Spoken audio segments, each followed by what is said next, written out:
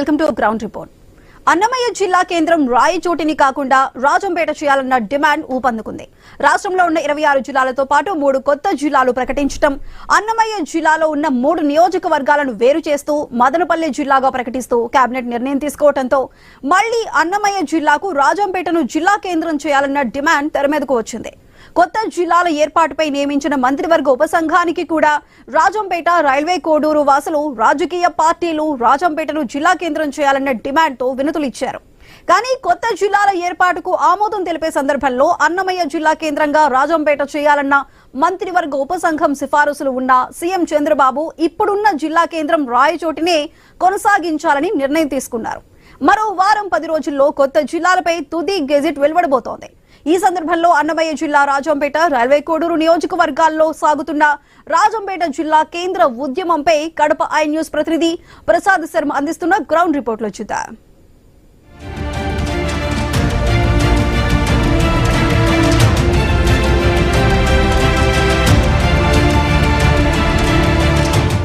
రెండు 2022లో ఏర్పడినటువంటి అన్నమయ్య జిల్లాలో ఓ కొత్త సమస్య బయలుదేరింది. తాజాగా రాష్ట్ర ప్రభుత్వం 26 జిల్లాలను మరో 3 జిల్లాలు కలుపుతూ 29 జిల్లాలు చేయడం జరిగింది. దీంతో అన్నమయ్య జిల్లాలో ఉన్నటువంటి పీలేరు, మదనపల్లి, తమ్మలపల్లి నియోజకవర్గాలను వేరు చేసి మదనపల్లి జిల్లాగా కేటాయించారు. దీంతో ఇప్పటిదాకా అన్నమయ్య జిల్లా కేంద్రంగా ఉన్న రాయచోటిని కొనసాగిస్తూ కూడా ప్రభుత్వం నిర్ణయం తీసుకుంది. అయితే రాజంపేట, కోడూరు ప్రాంత వాసులు మాత్రం అన్నమయ్య జిల్లా కేంద్రంగా రాయచోటి కాకుండా రాజంపేటను చేయాలని డిమాండ్ చేస్తున్నారు. గత కొద్ది రోజులుగా రాజంపేట అలాగే రైల్వే కోడూరు ప్రాంతాల్లో పెద్ద ఎత్తున ఆందోళనలు బయలుదేరాయి. విద్యార్థి సంఘాలు, తర్వాత జేఏసీ ఆధ్వర్యంలో రిలే నిరాహార దీక్షలు, తర్వాత ర్యాలీలు నిర్వహిస్తున్నటువంటి పరిస్థితి మనం గమనిస్తున్నాం. ఏదైతే గత ప్రభుత్వం శాస్త్రీయంగా కాకుండా సెంటర్ పాయింట్ అనే విధానంలో చేయడం వల్లే తమ రాజంపేట ప్రాంతాన్ని జిల్లా కేంద్రంగా కోల్పోయామన్నటువంటి వాదన వినిపిస్తుంది. పార్లమెంట్ నియోజకవర్గంగా ఉందో రాజంపేటను జిల్లా కేంద్రం చేయాలన్నటువంటి డిమాండ్ చాలా ఏళ్లుగా అనేక సార్లు తెర మీదకి వచ్చి మళ్లీ తెరమరుగవుతున్న పరిస్థితి కనిపిస్తుంది. ఈ నేపథ్యంలో రాజంపేట, కోడూరు ప్రాంతాల్లో జరుగుతున్నటువంటి ఇదైతే జిల్లా కేంద్ర ఉద్యమంపై I News ground report.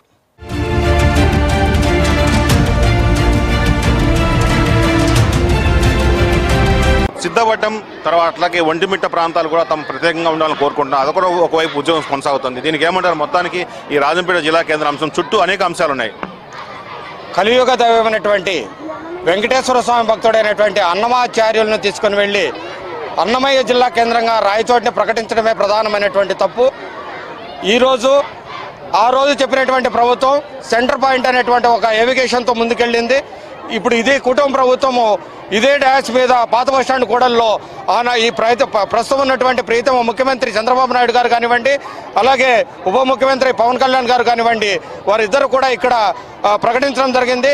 Rajampet జిల్లా కేంద్రాన్ని ప్రకటిస్తామని. సో కాబట్టి వాళ్ళు ఇచ్చినటువంటి మాట కట్టుబడి ఉండి ఇప్పుడు అదే లాజిక్ పాయింట్ రాజంపేట అనేటువంటిది సెంటర్ పాయింట్కి ఏర్పడింది. మీరు అడిగిన విధంగా సిద్ధవటం, ఒంటిమిట్టను రాజంపేట డివిజన్లో కలిపి మెగా డివిజన్ చేశారు.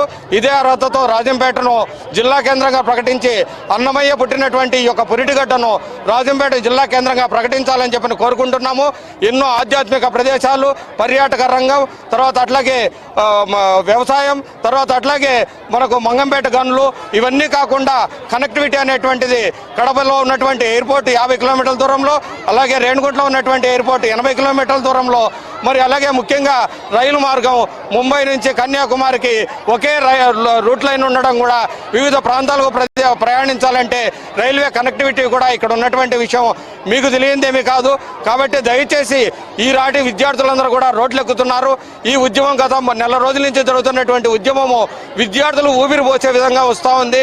కాబట్టి విద్యార్థులు రోడ్డు మీదకి వచ్చారంటే తర్వాత భవిష్యత్తులో కొంచెం ఇబ్బందులు ఎదురవుతాయి. వారి యొక్క భవిష్యత్తు కోసం రోడ్డు మీదకి వస్తున్నారు. మా పిల్లల భవిష్యత్తు కోసం మేము కూడా రోడ్లు ఎక్కాము. జేఏసీ తరఫున అన్ని పార్టీలను కలుపుకొని ముందుకెళ్తున్నాము. కాబట్టి మా అభ్యర్థనను స్వీకరించి మీరు దీన్ని వినమ్రతతో మాకు తప్పకుండా రాజంపేట జిల్లా కేంద్రంగా ప్రకటిస్తారని కోరుకుంటూ మీకు విన్నవించుకుంటున్నాం.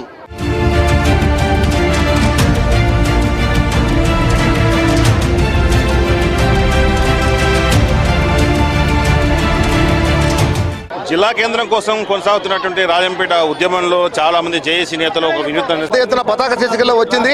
అయినప్పటికీ మరుసటి రోజు నుంచి కూడా జిల్లా కేంద్రం రాజంపేట అనే అంశం కొంచెం పక్కన పడినట్లుగా కనిపిస్తూ ఉంది పత్రికల్లో. దీనికి వెనక ఒక మంత్రి ఛాలెంజ్ చేసి నేను మా యొక్క రాయచోటిని పక్కకు పాలించని చెప్పి పేపర్లు ఇవ్వడము, వెంటనే ప్రభుత్వం కూడా దానిపైన కొంచెం ముందుకు పోకుండా ఆగడం అనేది అందరం చూస్తూనే ఉన్నాం. ఇప్పుడు రాజంపేట జిల్లా కేంద్రానికి అన్ని వస్తువులు ఉన్నాయి, అన్ని సౌకర్యాలు ఉన్నాయి. అయినప్పటికీ ఇవ్వకపోవడం అనే కారణం ఏం కనిపిస్తుందంటే ఒక మంత్రి దెబ్బకు పక్కన పెడుతున్నారేమో అనే భావన ఈ రాజంపేట రైల్వే కోడూరు ప్రాంతాల్లో ఈ యొక్క నియోజకవర్గాల్లో పూర్తి స్థాయిలో ఉంది. దీనికి ఉవ్వెత్తున ప్రజలంతా కూడా ముందుకు వస్తున్నారు. దీనికి ప్రతిఫలంగానే మేము 19వ తేదీన ప్రజా గర్జన పేరుతో పెద్ద కార్యక్రమం నిర్వహించి ముఖ్యమంత్రి దృష్టికి మా యొక్క సమస్యను తీసుకోవడానికి మేము కృషి చేస్తున్నాం.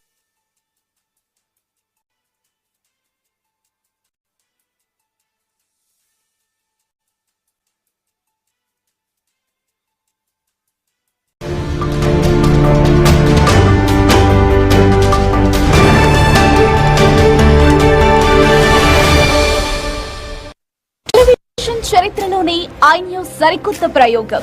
న్యూ ఇయర్ కి స్టూడియోలో ఎంట్రీ